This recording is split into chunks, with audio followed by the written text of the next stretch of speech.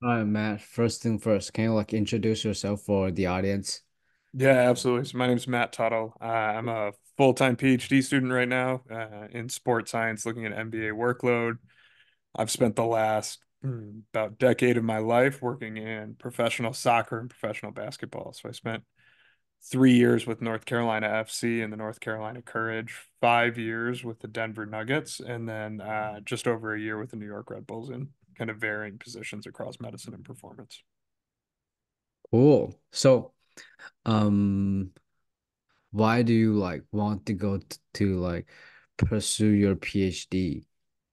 Yeah, it's a great question. I think for me, I'm kind of a lifelong student. So I was always, even after finishing my doctorate in physical therapy, residency, and fellowship, I was always reading research and interested in performing research. And Steve Short with the Denver Nuggets and I wrote a few papers together. And I am not the strongest writer. So I thought it was a really good opportunity to learn to be a better researcher, a better writer, and then take on the seemingly impossible task of learning about NBA workload and how it affects the game and what the variations are season to season because there's very little published on it. Cool. So, mm, can you like um maybe talk a little bit about like all those 5 years of NBA experience? Yeah. So my role in Denver when I was brought on staff was a staff physical therapist. So I had a little bit of sports science experience coming from soccer. Soccer, we're talking 6+ years ago now, was definitely ahead and still is ahead of where basketball is. So I was brought on as a staff physical therapist and then to help develop the sports science program in Denver. So my primary duties there were really treating players for the first couple of years there and building out our athlete management system with the help of some companies and then our tracking platform and how we were going to approach that and then what was the integration for the coaches in the front office. So I kind of went from staff therapist and sports scientist to director of sports science and physical therapy for the team, all while working in a really integrated unit. Some really great people inside of Denver. Steve Short, who I mentioned already, Felipe Eichenberg, Klaus, Dan Cheminsky, and Jason Miller. Like just an awesome crew over there, medicine and performance wise. Nice. I also talked with Klaus and Philip before. Yeah, they're great. Awesome. They're great guys. I can't say enough good things about them and about the buy-in that they have from the players, which at that level of sport, I think is absolutely crucial. As you're at the University of Louisville, like you get a little bit more in the younger, and like I felt it in second division soccer that guys and girls are just chomping at the bit to get you to help out or get that little bit of an edge. And then as you get to really elite sport, to get guys to buy into your system is essential because there's so many influences on them from coaches to front office to their own personal strength coaches, their personal therapists. So yeah, Felipe and Klaus, they're doing an awesome job getting buy-in and developing talent from rookies through superstars. Oh, that's awesome. So, um, as a physical therapist, you work from soccer to football. I don't know if there's a lot of people do that, but like, um, I know a lot of like physical therapists in NBA kind of build up their own movement assessment. So, can you walk us through if an athlete come to you, would you do a whole holistic, like systematic movement assessment or? Yeah. So I think I can really lean for the basketball experience on how we built it in Denver. But I think I look at it as low threshold and high threshold movements. I think people get so bent out of shape on like, oh, it's FMS or it's this movement assessment or this, that. It's like, I think we need to break movement down into high threshold movement and low threshold movement. I think there are benefits to seeing like an overhead squat, for example, and how a patient or an athlete moves without load on their body is important because that is probably the structure a bit for how they're going to move with load on their body. Or if their overhead squat, how they will move in a more dynamic movement when they go to, say, jump testing on force plates. So I split it into low threshold and high threshold movements. At the beginning of the season, I think it's crucial to get a movement assessment, like a baseline movement of low threshold and high threshold movements on all of your athletes. Theoretically, when they're not having pain and they haven't been beat down in the season, so that when something happens, you can reassess that. So if an athlete starts to have pain or they have an injury, you can reassess that and know that this is their baseline. Or on the performance side of things, we can reassess their movement assessment after a 6 week, 8 week, 12 week block of training if we're allotted that. Obviously, with your starters and your high minutes guys, it gets a little bit harder. But with your back of the rotation and your development players, you can use that to assess is your system working. So that could be baseline movements like an overhead squat, a toe touch, as far as jump testing, a Kanga tag, whatever further testing you want to do in the weight room as well. So you said when you're like you start from a physical therapist, staff therapist at Denver, and then at before you left, you were the director of sports science and rehab, right? Yes. So Yeah. I know there's a lot of like certain coaches understand performance side of stuff. There's a lot of like physical therapists understand like movement assessment, how to treat athlete. How and sometimes I feel like it's hard to like communicate with two-sided like people. So how do you like put like these two information into your mind and how do you communicate with two sides of the staff? Yeah. That's a great question. I think personally, I boil everything down to like we're all scientists. I don't think I was just talking with Adam, who used to be with the Suns and the Hawks, great guy, but uh he answered a question that I had asked him on this of like, it's just knowing what you're good at, right? It's not about being a PT or being a strength coach or being an AT or being a sports scientist. Like we get really attached to these titles and roles, and reasonably so because people spend a lot of time and energy getting these degrees. But for me, I think separating it to like what parts of the science around athletics am I really interested in and am I really good at? And then understanding, for example, like with the Felipe and Klaus, like they're gonna build out a better weight room program than I am. That's great. I need somebody to do that. They need somebody to nerd out on a computer and look at game data. So I think it's knowing what your skill set is, leaning on the people who fill the gaps of your skill set and less getting attached to the title. And then on the coaching side of things, it's very much how does it relate to practice or the game always? You, me, everybody across sports, we get really excited to talk about the nerdy side of it. And a coach or a player just wants to know, what does this mean for practice? What does this mean for the game? So I try and, when speaking with them, speak to the level that they're operating at, which is what makes us win games. Nice, nice. Um, so you mentioned that now you're a full-time PhD student studying in the top is load management, am I right? Yes, yeah. So I'm looking at in-game workload, in the in-game external workload in the NBA. So that means like is it like Catapult connects on those data? Yeah, so the NBA uses a system called Second Spectrum, which is an optical tracking system. So obviously, Catapult or Connexon have GPS systems, LPS systems, just accelerometers. They've got kind of your wide range of what you can purchase as a team or an individual. The NBA has cameras in every arena that track players' movement. So I'll be looking at that data. So can you talk a little bit about like uh what were you looking at when you like doing this PhD topic? Yeah, so I'm doing my PhD by publication, which is a really popular way to get your PhD overseas for those that aren't familiar. So my first two reviews, one of them was looking at intensity zones in basketball. So intensity zones in soccer are pretty well set. Like we know what high speed running is, we know what sprint speeds are, we know what distances to kind of expect. I went through a good chunk of the basketball research, to try and define what we were calling high speed running or a high intensity acceleration or deceleration in basketball and found a lot of variable data.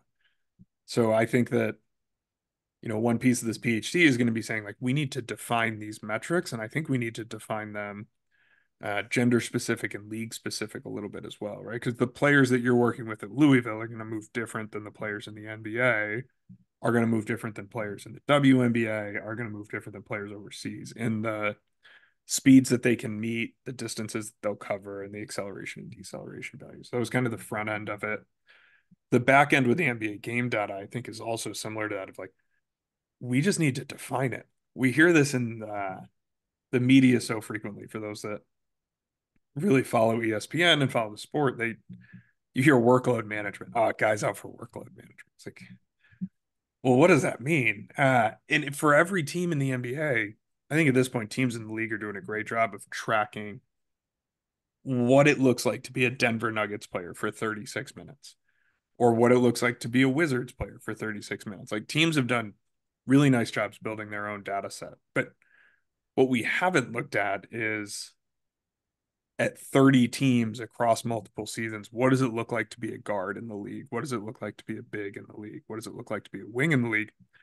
Does that vary from preseason to regular season? Does that vary from regular season to postseason? Or does that vary from 2017 to 2023, 2024 with this like massive COVID interruption in there? So my goal is really just to define what players are doing in the league. There's kind of been one paper that's looked at external workload data in the NBA. It was a small paper. We're going to try and do it on a bigger scale over 5 or 6 seasons, and we're just getting to our data, kind of analyzing the data and processing it now. Well, correct me if I'm wrong. I feel like football have like football world, American football, they look into these metrics more than basketball. Am I right? Yeah, so my understanding on American football is not going to be huge. I'm definitely a soccer space guy, but yeah, they do. And soccer's hammered these metrics as well, and it's heavily, heavily published. And I could put these papers out there, and everybody could be like, well, "Who cares?" It's like, yeah, that's fair, but now we have somewhere to work off of. Now we can say this is truly abnormal workload, or this player needs to be managed back a little bit because of this, or then we can start relating it to injuries. But to try and draw these conclusions without knowing what normal is really, I think, is challenging. Well, so um we already have like Catapult, we already have Connexon, we already have like Forceplay, all those for technology. And when like I was talking to like Noah Lyles physio, sometimes you can cheat the number, but you Mhm. can't cheat movement. So you're looking at their like camera, their how they move, am I right? Yep. So is that gonna match? Is there always gonna match up to like let's say the data they get from Connexon? Yeah. So that's a really good question. I think there's a lot to unpick here. So the a big challenge in the NBA is that athletes can't wear any devices in game. I think that will likely change in the future. I think there is a push for that. But so for players to wear a Kinexon sensor or a catapult sensor, even if you could convince them, it's not allowed. So I think you see variabilities in the data, obviously, between transitioning from Second Spectrum's optical tracking system to Kinexon and Catapult. And there's some interesting ways to try and clean that up. Like if you just look at the positional coordinates and then run them through the same algorithms, I think you can get reasonably close, but it's certainly not perfect. And then the other system that the NBA is using right now, which won't be part of my PhD study, but I think is fascinating for the future, is they've introduced Hawkeye into the NBA where they're tracking where joints are in space. So instead of just where the player is in space, it's like what position is the player in when X happened. Now, I think the workload data is a lot to wrap our head around. I think the Hawkeye data is going to be an absolute beast to wrap, our collective heads around as a sports medicine and sports performance community. Cool. So man, listen to that. I feel like that's amazing. Hopefully, I hope it's amazing. I wonder, I think my biggest wonder inside of, we just call stuff high performance as a whole, is when is enough enough? Like we're doing a really good job of collecting a ton of data. That's really neat. But how much of it is actionable for the staff? So for strength coaches, for physios, for ATs, like my role as a sports scientist is like giving actionable data. So like not just saying, hey, the player jumped this high today. Now, granted, height's not a great metric. We can argue about that later. But what do you do with it? Why does it matter? Does this affect how they move on the floor? Are they going to score more or less points tonight? Right? Like I think before we continue to increase the amount that we're tracking, I think we need to understand what we're tracking now and what is actionable. And then from there, then we can progress into adding stuff to the equation. Man, I agree with this. So I came from Taiwan like 6 months ago, and like in Taiwan, I have no force plate, no GPS. The only thing I have is like use my coaching eye. So I really like I coach track athletes, so I really need to look at that. Their ankle stiffness, the Mhm, switching timing, the projection angle, and when I coach basketball player, I need to look at like their when they change the direction, I need to look at where their foot strikes correlate with their hip, mhm. all those stuff. But when I come here, I'm like, man, I got force play, Hawking dynamic, or like what's the shit, what's the other company's name? I forgot. Oh, Uh there's a few, and four stacks is the other yeah, popular yeah, one. yeah. Yeah. They got tons of data, hundreds of data. And like when we have like GPS, you got high speed running, you got low XL load, decel load, all those like hundreds of data. Yeah. So the problem is I think there's like too much numbers that nowadays coaches don't know what matters and what doesn't matter. And like when they look at it, it kind of like overwhelmed.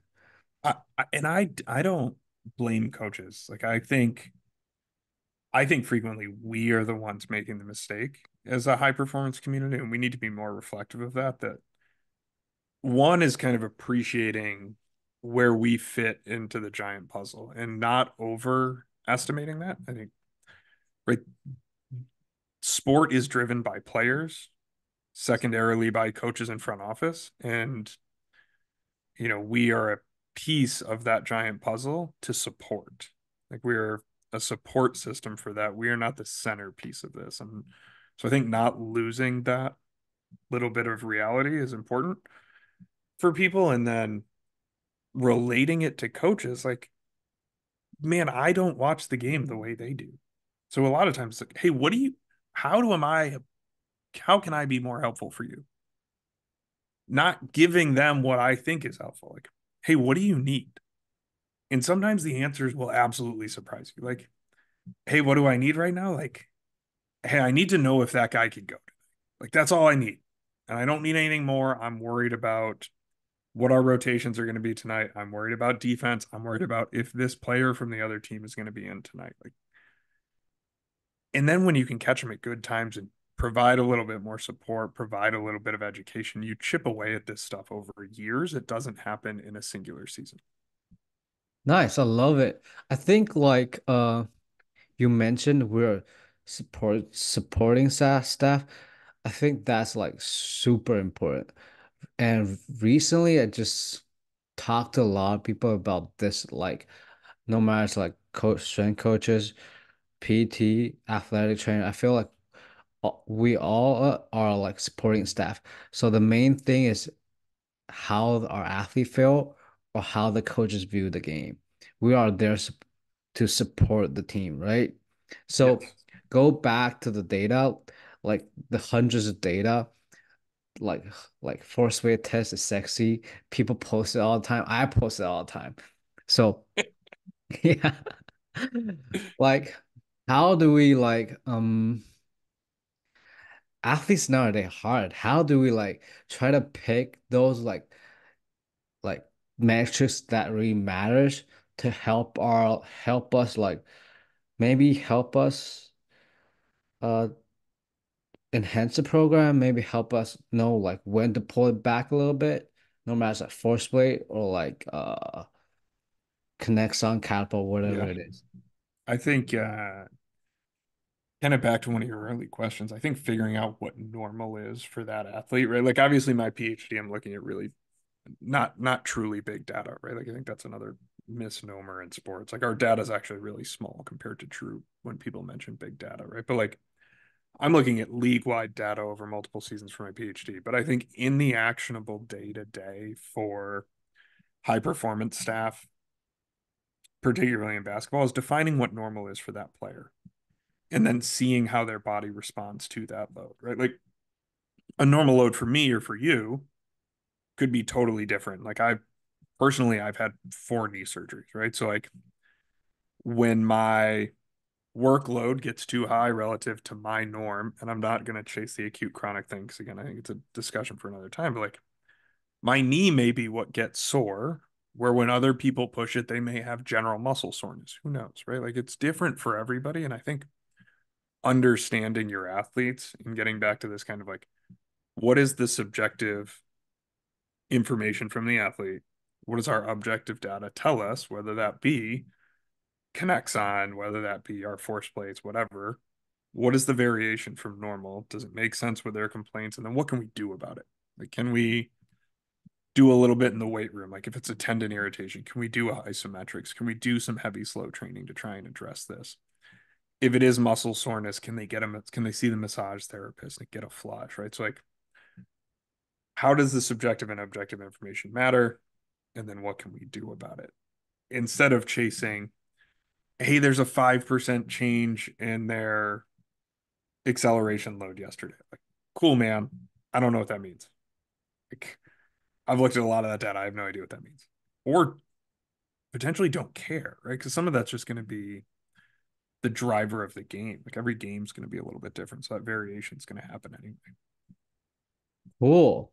So what if, like, I know every athlete has their own habit, has their personal trainer, has their like philosophy, religious. What if some of the stuff don't match to like the research, the science, but they like to do it? I'm in. Do it. Like I think a younger me and research heavy PT out of residency and fellowship. This is what the research tells us was like a little more hard nosed about it. Uh, But look, man, if it's not harmful, right? Because I think if you look at it from the medical side, like you still take this oath to do no harm. So educating athletes if they're doing something harmful or if like this is actually just a bad idea, that's fine. But in some events, like athletes think that, hey, my quad, I like to get tissue work on it before every game. Oh, cool, man. If it makes you feel better when you go on the floor, that's great. And then on the back end, we're going to slip in some of the evidence-based stuff. We're going to slip in some of the science-based stuff to say, like, all right, man, we did these 3 or 4 things that you really like. Give me one thing. And so my favorite part about particularly the NBA is you have to be efficient in what you do. So like, where's your biggest bang for your buck? We did. I'm not going to get a lot of time with this athlete because the coach is going to want time with them. They're going to have practice. They're going to have an individual session. They're going to have friends and family they need to see outside of the building. I may get a half hour, and that would be a lot. So what can I get done that they also like and is going to be a home run? Because if they buy in, you know, you're in a better spot. If you do the things they like, you're going to get some help on the back end. Otherwise, you're just going to end up button heads and they're going to go find somebody to do it anyway.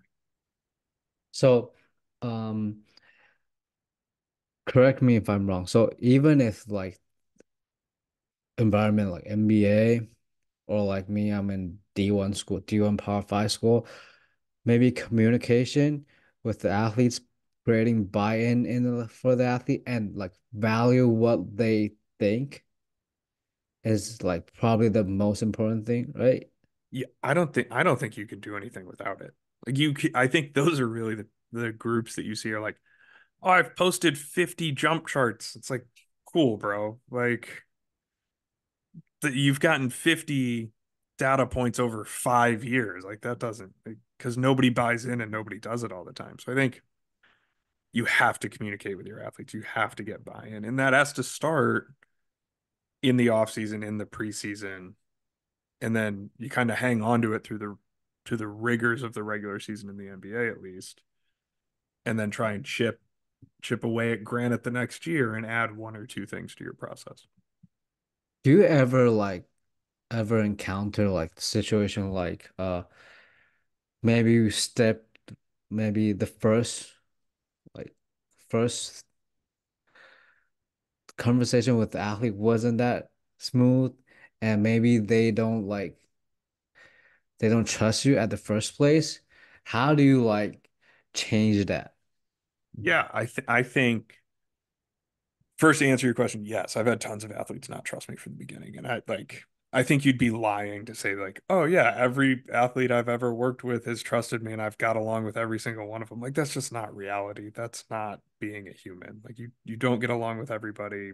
Not every first step with a person is perfect. So, whether it's your fault or something they did, or like you're having a bad day, they're having a bad day, somebody interrupted the conversation, language barrier, who knows, right? But like you don't get along with everybody. So I think in those moments that are challenging or you feel like you didn't get off on a good first step with an athlete or a coach or another PT, it's for me, I just look at it as like, how can I help them?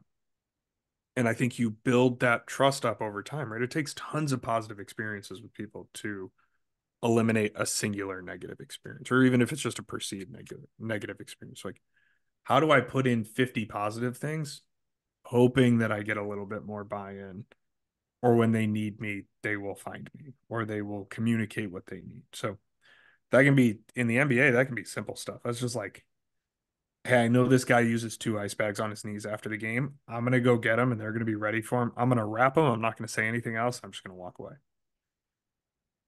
It's fine. It's not about me. It's about getting them ready. If they think that is crucial to them, maybe it is.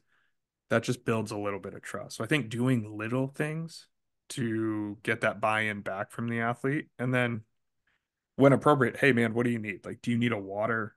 Do you need a towel? Do you need a stretch? Like just some little things that can chip away at getting athlete buy-in. But I do think it's a process very much over time. Like that stuff doesn't happen in a week, in 2 weeks. You're gonna have bad days. They're gonna have bad days. It's fine. Got it. Nice. That's nice. So, uh, on like earlier our conversation, you mentioned that maybe some athletes have their own habit, and you will try to like probably put maybe three things they like and put in one thing you think it's like really gonna be helpful. So nowadays there's like more and more information, more and more sport text. Like coaches, even like our coaching staff are like overwhelmed with data, with technology. So, um, how important is like coaches to familiar with all of those before introducing to the athlete? Yeah. So we would roll stuff out. Uh, Basically, what is going to help the athlete and what is going to help the staff, and then can we filter this to the coaches in an appropriate manner? I think overall, my philosophy by the time that I left Denver to go to Red Bull, my philosophy with our tracking model was if we're going to add something, we need to take two things away because we don't want to keep. It's really easy for you and I to be like, oh, let's do a subjective questionnaire, let's do a heart rate strap, let's do a Connexon thing, let's do jump testing, let's do Kanga tech. Yeah, it's like at some point the athlete's like, dude, I don't give a shit, man. Like you're just doing this to say this is why you're here. So for me, I think building your system is important. How you stage that out. So for me, it's can we get some subjective feedback? Can we get some objective feedback? And then so like for me, subjective stuff would be like, hey, can we get a questionnaire? Can we get an SRP? Can we get some really clear objective data to support that, being like a Connexon, a catapult, second spectrum? And then after that, can we start looking at like quantifying dynamic movements, jump testing, isometric strength testing, isokinetic testing, whatever else it may be. I think introducing that to the players in a way that makes sense. At the beginning of every season, we would explain to our players, hey, this is exactly what we're doing. This is what our tracking platform looks like. So it's not very scary for them. They don't think we're holding anything against them or we're giving bad information to coaches. And then on the coaching side of things, we would build out like a PDF that would turn into a little spiral bound book. And it was just a piece of education. It's like, hey, here's what workload means. Here's what a green day means on the schedule. Here's what a red day means on the schedule. Again, from our recommendations, you guys could, fuck off and do whatever the hell you want. Like, that's fine. But like, here's what we think gives us the best chance to succeed. And we're all on a team. So I think building little education pieces like that for coaches over time, giving education moments to players to build your system is probably the most helpful. Nice. I I would say that before I came to the state, like 6 months ago, I was like so excited. I'm going to like the United States, like D1 Power 5 school, got all those sport technology, force plate, whatever it is. I never used a force plate before, or get to use catapult. Never used a catapult before. We got 3D motion capture. Never used it before. Man, I'm so excited. But after probably the first few weeks I got here, I realized that being a human probably is the most important thing. The athlete need to go through a lot in a day. They need to like they got school to cover, they got practice, they got media, weightlifting. Man, that's a lot. So It's it, it's a yeah, lot. I think of it. I mentioned to people in the NBA, like, cool, we track out our day of like, hey, I got to be in the building at 8 o'clock. I have a meeting at 8:15. I see a player at 9, practice or whatever. Like, you turn that around to be the player, and it's like, cool, they park in the garage, they walk into the building. The PR guy hits them on the way in the door. The kitchen staff hits them after that. Then we hit them after that in the training room. Then we hit them again upstairs in the weight room. Then we hit them when they're getting on their court to put their sensor on. Then the player development coach is running them through a workout. Then the head coach is coming out to run practice. Then it's a weight room session again. And it's like, dude, I'd be tired of talking to people too. I'd be smoked. yeah. So like now feel like the most important thing when I like met my athlete is how do you feel today? Feel good? Tired? And sometimes they don't feel it. I'm probably gonna cut the session. I'm trying to like change something to help them feel better. Feel Yeah. like And yeah, the art, that's the art, right? Like we always talk about like all the science to it. Like there's an art, there's a feel, there's a touch, right? Like depending on the sport you're in, that word varies, but like you have to have this appreciation for what they're going through that day. And I think you're doing it right. I think like you could write up what you think is the best program on paper, but if the athlete comes in that day and they're like, dude, I was up till 3 in the morning, something happened with family or a friend, I slept for 3 hours, we play tomorrow, like, man, maybe the best thing they can do is like 10, 15 minutes on the bike and go take a nap and like get a massage, right? Just like wind down. And that's not the perfect program on paper, but it may be what they need that day. So I think your approach is fantastic. thank you, man. Thank you. So um I sent you a list of questions, but I kind of didn't ask them. But I'm gonna ask like there's a lot of like ACL injury in basketball world, and there's like a conversation about like Achilles tendon is filled or like forgot the name. But like um can you talk a little bit about like the mechanics of why all those like basketball players getting tear ACL? Yeah, I think you see it across sport, right? Like so basketball, soccer, obviously American NFL football, like ACL is one of the most researched topics across sport across the world. So I think that in perspective for us, like we don't see a ton of them in the NFL compared or in the NBA compared to say the NFL, who sees just they're just happening all the time. Rosters are bigger, more contact. I think as far as the mechanics, right? Like we've defined the mechanics as like whether it's a lateral blow to the knee. It's kind of this internal rotation position of the knee, or like a pivot shift position that tears the ACL. Now, I think what's interesting is with all the cutting in basketball and all of the change of direction, to me, there's times that I'm, knock on wood, we don't, but I'm interesting that we don't see more of them. And then the Achilles tendon mechanism, obviously being there's a decent paper recently. I think it was Phil Analog, who's with the Pacers now. Was kind of that drop step motion that was your Achilles tendon tear motion. I think tendon injuries in basketball are fascinating because we see so much tendon pain too, right? We see a lot of quad tendon, patellar tendon pain, Achilles tendon pain. How do you manage that? And then are there any precursors for tears for us to start looking at so we can flag this earlier? Because so frequently it's like, oh, this was a random occurrence.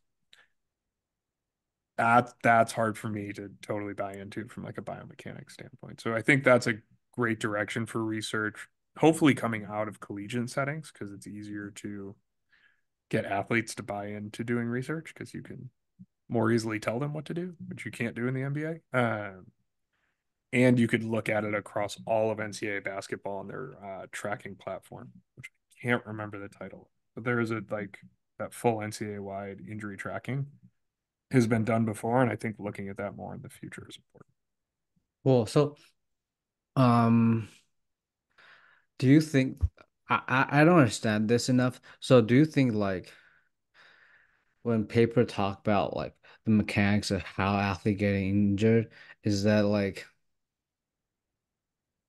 I mean, if we know it, we're gonna try to address it, but still injuries still happen. Yeah, I So don't. We're never going to get rid of injuries. I think yes. that's the important one that people like. I'm all in on risk reduction. Like we've called it injury prevention, we've called it risk reduction over the years. Like we call it whatever the hell you want. I don't care. Like I'm in on doing our best to change it, but like if anybody had the magic potion or the magic solution to preventing ACL injuries, they would be getting paid billions of dollars, right? Like if you could truly prevent ACLs and Achilles and hamstrings and quad injuries, like somebody would like a professional team would open their checkbook for you because a healthy athlete is better, right? Now you're not paying somebody to sit on the bench. We can't, these things are going to continue to happen. So I think even understanding the biomechanics is important, but sometimes those positions are just positions that players are going to go into, right? Like that drop step position in the NBA that Phil wrote about in the, God, I hope it's Phil, in the Achilles paper. Like players do that all of the time. You're not going to stop them. So to me, I think about like, how can we strengthen players, whether in this position or around this position, or can we train it? So from like, if we go to the drop step one, like, okay, plyometric activity, can we train this and make this better? Can we assist with tendon recovery, not overtrain or undertrain athletes so that you change the tensile properties of this tendon so that it maybe they're more prone? I say maybe a lot because I don't think you can bet on any of it. Can we strengthen gastrocsoleus complex to unload it? Are there mechanical things that are going on there? Like, do they have limited dorsiflexion, limited plantar flexion? Do they have excessive motion at the ankle that may be affecting it? Like, in all that to say that like there's still going to be an Achilles that tears in the NBA or in D1 Power Five schools. There's still going to be Achilles tears. They just happen, man. So I mean nowadays they got like just like sport technology, like the medical stuff is like getting advanced like compared to like 20 years ago, but we still got tons of ACL, tons of Achilles tendon, tons of muscle tear. Why is that? Question. I don't think we know, and I think very simple, like being honest about it is like if we look at hamstring injuries in elite soccer, like if you look at the FIFA data, or the UEFA study over the last 20 years, hamstrings or injuries are up in total percentage over the last 20 years, I think, maybe 25 years. They're actually increasing as the rate of them. The other thing that we're seeing is that the issues with the hamstrings when they are injured are more significant. So before, where if we look at it on a 3 point grading scale, I know a lot of like whatever BAMEC, there's a million muscle injury grades. If we look at it on a 1, 2, 3 thing, 20 years ago, it was a lot of ones and twos. Now we're seeing more twos and threes. and there's a more higher frequency, but we're putting all of this money into research. I think that's fascinating. So something is not lining up medical wise or performance wise. I personally wonder when we look at the quote unquote workload management stuff and we talk about pulling athletes back in practice all the time to get them ready for the game. I wonder if at times we're not under training some athletes, that they're just not like, hey, they were bigger, or, they were stronger or more resilient to this stress. It obviously the game in soccer has changed dramatically too, so it's another factor. But they had ran or sprinted throughout the week. So now when they sprint at the end of the week, it's like, it's just a little bit worse. Where if we don't sprint all week and we sprint once a week, are we potentially under training? I'm not saying it 100%. Nobody come attack me on Twitter, but I do think that that's interesting. Like that could be a potential that we're maybe under training athletes so that they feel fresher going into games. Nice, nice. And sometimes I feel like uh as strength coaches or as performance coaches, we want to increase their jump height. We want to increase their breaking rate of force development. We want to increase their stiffness, RFD, explosive, and like we make our athlete like bigger, stronger, faster, but at the same time, it's hard for them to like break, hard for them to like change of direction, and the speed is like just faster. I wonder, like, is that one of the reason that there's more and more like hamstring strain, there's more and more like Achilles tendon rupture? Yeah, I also had this conversation with a few people. I think the other one that we oftentimes forget inside of high performance is that the gym or the weight room, whatever you call it in your individual sport, is additive to what happens on the court. If we're looking at basketball in particular, you don't necessarily create great basketball players in the weight room. You create great basketball players on a basketball court and training on a basketball court. So I do think there's a little bit of a callus that we're potentially ignoring by trying to like, oh, we need less time on the court. Like their exposure risk goes up. And it's like, yeah, but dude, they can't get better at shooting jump shots without shooting jump shots. They can't get better at pick and roll and change of direction in these drop steps without doing them. So I wonder if I think this potentially sets the performance community off, right? But like, are we pushing too hard on the gym and the weight room and not relying on building a callus in the sport? So like if you tackled me, like an NFL player gets tackled, beside like all sorts of factors considered, but like getting tackled, you build up a callus to getting tackled. Your body understands how to get hit, how to fall, how to respond to that stressor. I think that relates in basketball as it does in soccer. And also to the training aspect of like we're trying to get these athletes better at their sport, not just bigger, stronger, and faster in a weight room. Nice, nice. I love it. I love it. I'm sorry I didn't follow the lesson too. Oh, you're good, man. Don't worry about it. The answer you gave it to me just fascinates me. I like it. Yeah. So, that's probably all I have for today. So, for those who are interested in what we're talking about today, where can they reach out to you? Yeah, so I'm on Twitter and Instagram. It's the same handle on both. It's Doc Tuttle DPT, DOCTUTTLE DPT. And hopefully we'll have some more research coming out soon. We've got some isometric strength stuff that we'll be publishing from the NBA here shortly. That systematic review on intensity zones in basketball should be coming up. A scoping review and then 3 or 4 original papers should be coming up down the pipeline. Nice.